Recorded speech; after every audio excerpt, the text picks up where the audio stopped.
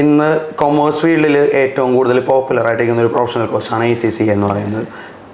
150-ലധികം രാജ്യങ്ങളിൽ വാല്യുബിൾ ആയിട്ടുള്ള ഒരു സർട്ടിഫൈഡ് ആയിട്ടുള്ള പ്രൊഫഷണൽ കോഴ്സ് കൂടിയാണ് ACCA. ഈ ACCAയിലാകെ നമുക്ക് 13 പേപ്പേഴ്സ് ആണ് വരുന്നത്.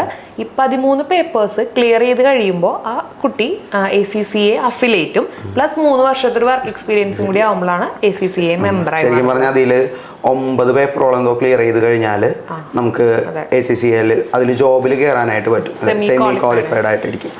പ്ലസ് ഇപ്പോൾ നമ്മൾ ഡിഗ്രി കഴിഞ്ഞിട്ടാണ് അത് ചെയ്യുന്നെങ്കിലോ BCom ഡിഗ്രി കഴിഞ്ഞിട്ടാണ് വരുന്നതെങ്കിൽ നമുക്കൊരു 5 പേപ്പറോളം എക്സംഷൻ ഉണ്ട്. അതായത് 5 പേപ്പർ എഴുതണ്ട, ബാക്കിയുള്ള 13 പേപ്പേഴ്സിൽ ബാക്കിയുള്ള പേപ്പേഴ്സ് മാത്രം ക്ലിയർ ചെയ്താൽ മതി. ഇതുപോലെ തന്നെ വളരെ ഇമ്പോർട്ടൻ്റ് ആയിട്ടുള്ളൊരു കോഴ്സാണ് CMA എന്ന് പറയുന്നത്, അല്ലെങ്കിൽ പോപ്പുലർ ആയിട്ടുള്ള കോഴ്സാണ് ഇന്നിപ്പോൾ കുട്ടികളെല്ലാവരും ചെയ്യുന്നത്.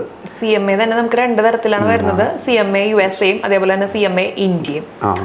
ഇതിന്റെ ഒരു മെയിൻ ഡിഫറൻസ് എന്ന് പറഞ്ഞു കഴിഞ്ഞാൽ CMA USA എന്ന് പറയുന്നത് IMA സർട്ടിഫിക്കേഷനും ഇന്ത്യ ആവുമ്പോൾ ICMA സർട്ടിഫിക്കേഷനുമാണ്. ഇതിൽ ബേസിക്കലി രണ്ടും തമ്മിലുള്ള ഒറ്റ ഡിഫറൻസ് ആണുള്ളത്. CMA ഇന്ത്യയിൽ വരുമ്പോൾ അതിന് ടാക്സിന്റെ പേപ്പേഴ്സ് ഉണ്ടാവും. അതായത് അവർ പഠിക്കുമ്പോൾ സിലബസിൽ ടാക്സിന്റെ കൂടുതൽ കാര്യങ്ങൾ പഠിക്കാനുണ്ടാവും. CMA US വരുമ്പോഴത്തേക്കും അങ്ങനെ ടാക്സ് റിലേറ്റഡ് ആയിട്ടുള്ള കാര്യങ്ങൾ ഉണ്ടാവില്ല. അവിടെ 2 ഗ്രൂപ്പാണ് വരുന്നത്, അല്ലെങ്കിൽ 2 എക്സാം ക്ലിയർ ചെയ്ത് കഴിഞ്ഞാൽ CMA USA ക്വാളിഫൈഡ് ആയി.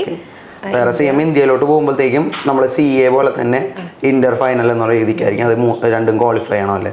ഇതിൽ രണ്ടിലും വർക്ക് എക്സ്പീരിയൻസും കാര്യങ്ങളും ഉണ്ട്.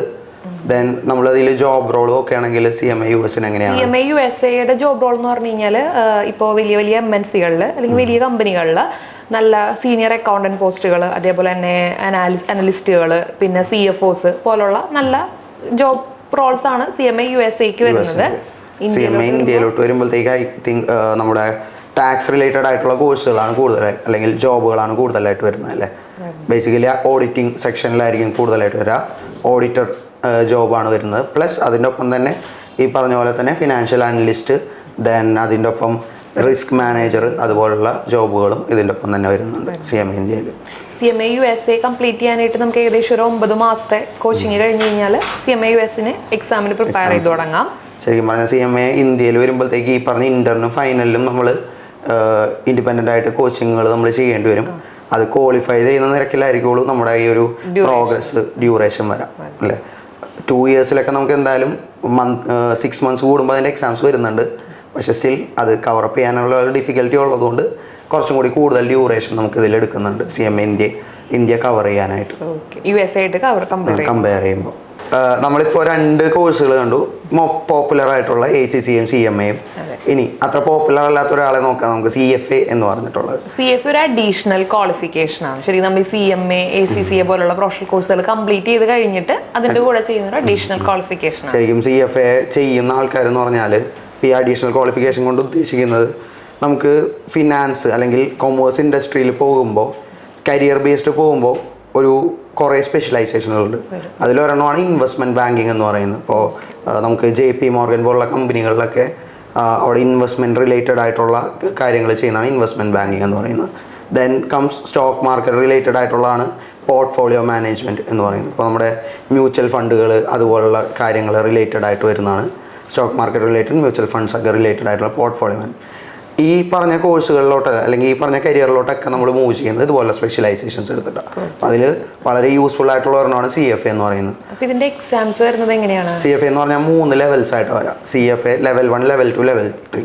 അപ്പോൾ അത് ക്ലിയർ ചെയ്യണനുസരിച്ച് നമുക്ക് ലെവൽ 1 ക്ലിയർഡ്, ലെവൽ 2 ക്ലിയർഡ് എന്നായിരിക്കും നമ്മൾ ഇപ്പോൾ റെസ്യൂമേലൊക്കെ എഴുതാൻ പോകുന്നത്. അപ്പോൾ അതിൽ ലെവൽ 1 എന്ന് പറഞ്ഞാൽ ജനറൽ ആയിട്ടുള്ളതാണ്, ഫിനാൻഷ്യൽ റിലേറ്റഡ് ആയിട്ട് ജനറൽ ആയിട്ടുള്ളതാണ്. വേറെ ലെവൽ 2, ലെവൽ 3 എത്തുമ്പോഴാണ് നമ്മൾ ഈ പറഞ്ഞ സ്പെഷ്യലൈസേഷൻസ് ഇൻവെസ്റ്റ്മെൻറ്റ് ബാങ്കിങ്ങിലും വെൽത്ത് മാനേജ്മെൻറ്റ്, പോർട്ട്ഫോളിയോ മാനേജ്മെൻറ്റ് അങ്ങനെയുള്ള ഓരോ കോഴ്സ് അല്ലെങ്കിൽ ഓരോ സ്പെഷ്യലൈസേഷനിലോട്ട് നമ്മൾ മാറുന്നു. അത് ചെയ്ത് കഴിഞ്ഞാലുള്ള ഗുണം എന്ന് പറഞ്ഞാൽ നമുക്ക് കിട്ടുന്ന സാലറിയും അതുപോലെ തന്നെ വളരെ കൂടുതലാണ്. അപ്പോൾ ഇന്ന് ഇന്ത്യയിൽ മേടിക്കുന്നതിൽ one of the most salaried person എന്ന് പറയുന്നത് ഈ കോഴ്സുകൾ കഴിഞ്ഞിട്ട് ഈ പറഞ്ഞ ഫീൽഡുകളിൽ വർക്ക് ചെയ്യുന്ന ആൾക്കാരാണ്. ഇൻവെസ്റ്റ്മെൻറ്റ് ബാങ്കിങ്ങിലും മറ്റേ ഫണ്ട് ഹൗസസ്, മ്യൂച്വൽ ഫണ്ടിൻ്റെ ഹൗസസിലൊക്കെ വർക്ക് ചെയ്യുന്ന ആൾക്കാരാണ്. അപ്പോൾ അവർക്കാണ് ഇന്ത്യയിൽ ഇന്ന് ഏറ്റവും കൂടുതൽ സാലറികൾ.